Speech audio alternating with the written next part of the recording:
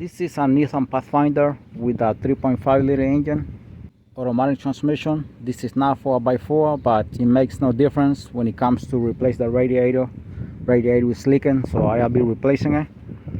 And this basically applies for any 3.5 liter engine and Nissan. The procedure will be the same. So I am going beneath the car.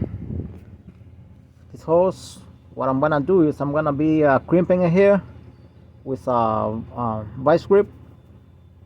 You also can leave it like that if you want to. Take it out and put a tray on the floor, whatever you want. And this is the other one here on the left hand side by the driver's side. I'm gonna crimping it too here. And this is the radiator hose here, the lower radiator hose. And these are grommets here where the radiator comes in place here on this bracket. Very easy.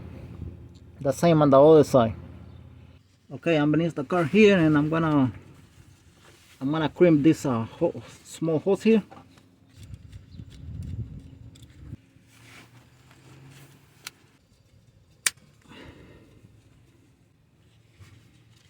I have a tray here. This is a tray. I'm gonna put it beneath here, because it's still gonna leak a little bit.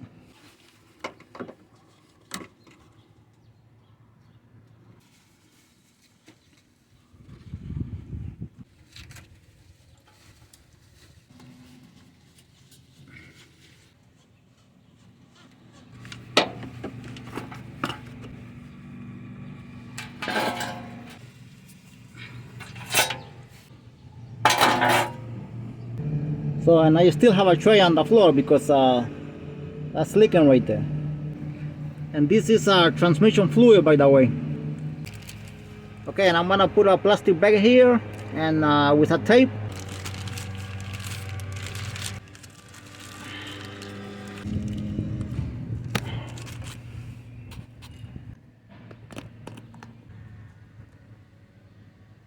This is on the left hand side here, the other one.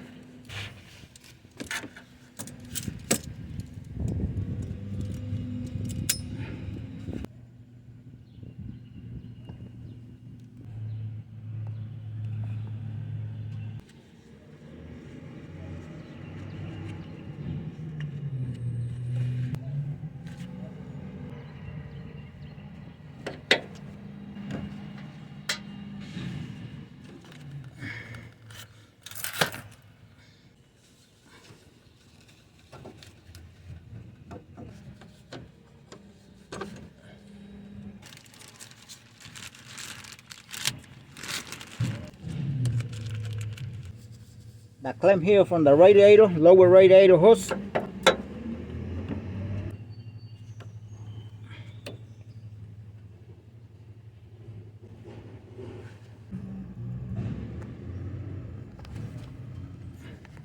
And this is leaking here a little bit. I did not put the bag inside very well, so it's still leaking a little bit. I'm not gonna touch it anymore. I have a metal tray on the floor anyway.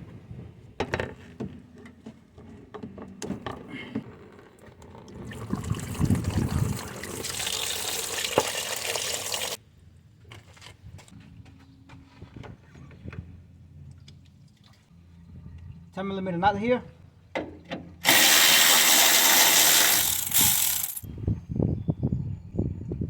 And another one here on this side.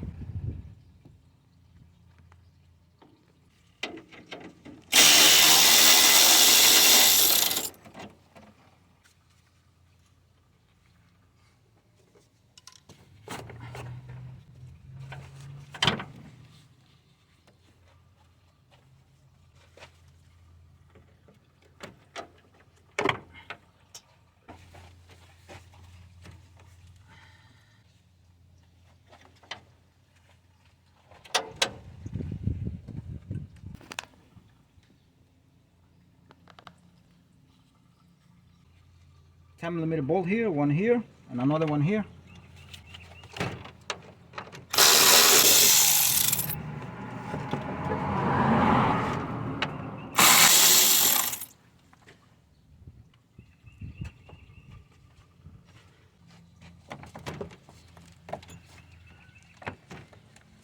I'm gonna be taking out this upper radiator hose because it's on my way here to get the plastic cover for the fan out.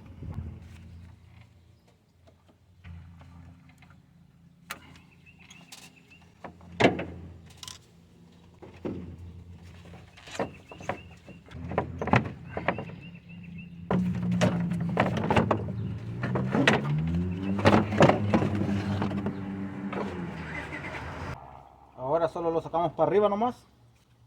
And now we just pull it out.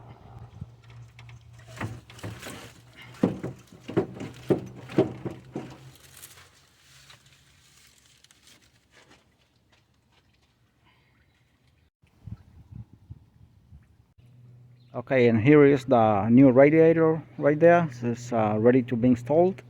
I already compared this one with the old one, and they both the same. One thing I like about this one is the drainer here. But anyway, this one is under a bracket, so you still gotta take care. You still gotta take out the bolt for the bracket there and move it on one side in order to remove it. That's why I removed the lower radiator hose, because it was easier for me to do it, very accessible, instead of taking out the bracket or taking out the bolt and move the bracket to one side and remove this.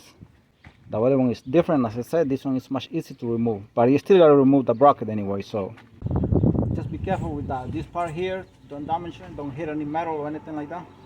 And these plugs here, plastic plugs, I take them out till the last moment. I'm gonna put the hose.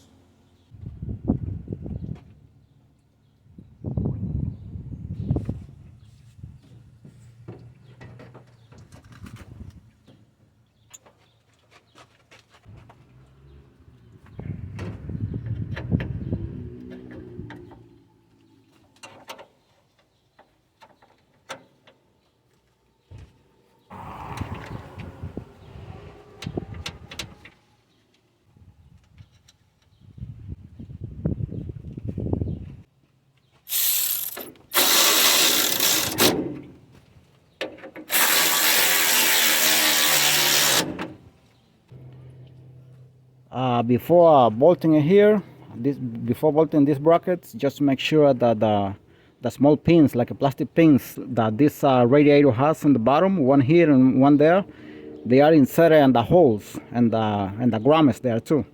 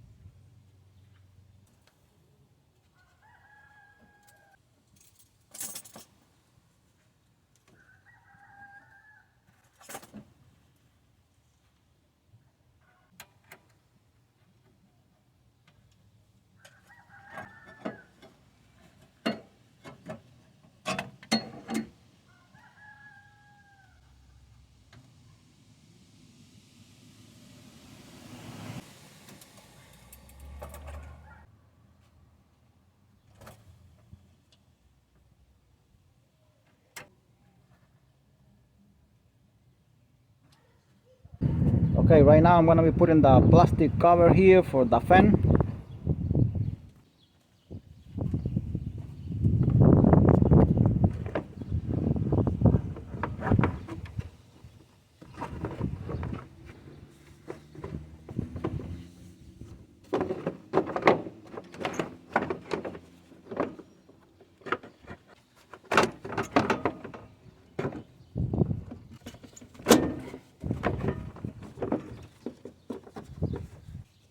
Before bolting it here and here, just go beneath to make sure the small pins, they go inside the holes.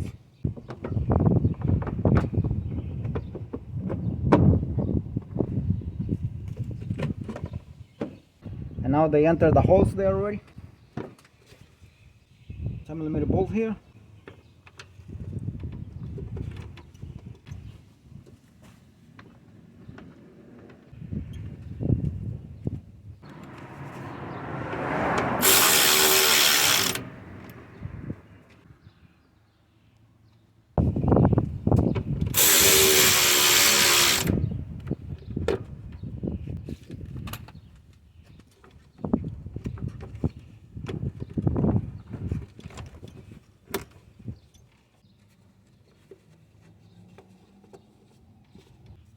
gonna be putting the upper radiator hose here.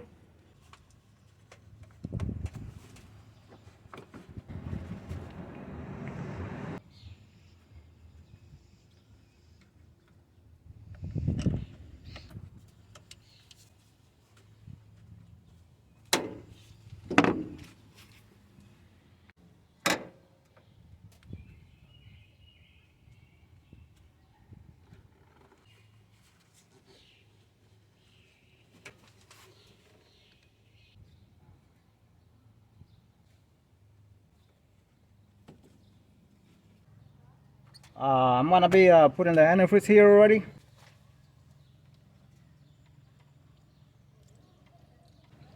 I hope there are no leaks. Always gotta look beneath to make sure there are no leaks.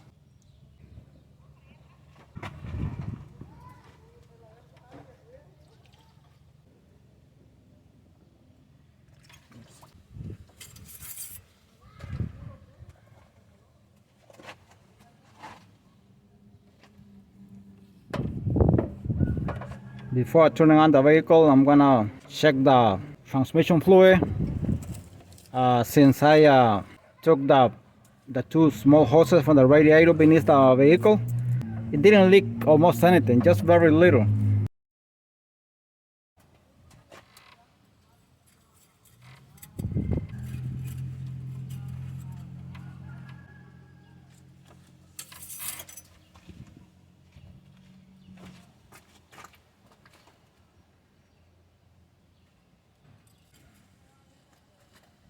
Transmission fluid is good, the level is good, so I'm gonna turn on the vehicle right now without the radiator cap.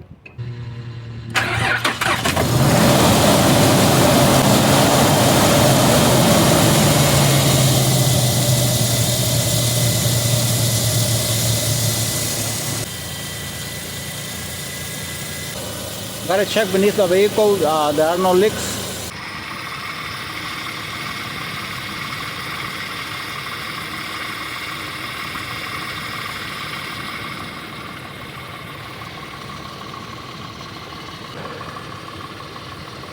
As you can see, all those air bubbles coming out. I have to wait whatever it takes, any amount of time it takes to get the air out of there, out of the coolant system, the radiator and hoses, the engine, to make sure that no air bubbles are coming out anymore. Then it's safe to put the radiator cap.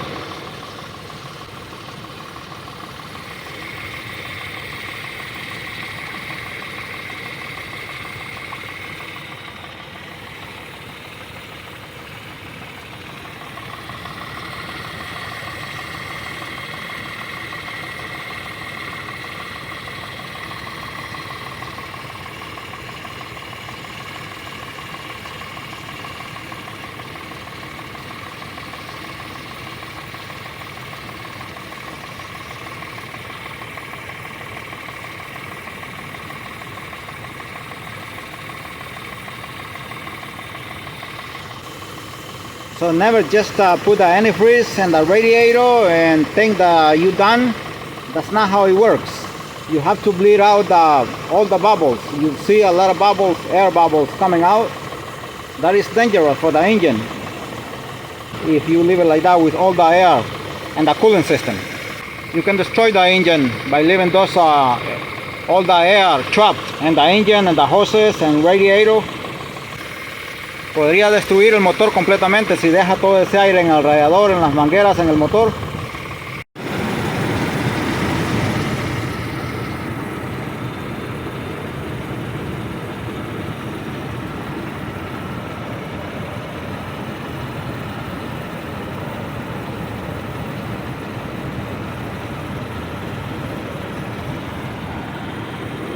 And that's a very stable right there, no more air is coming out. And that's when you should close it already.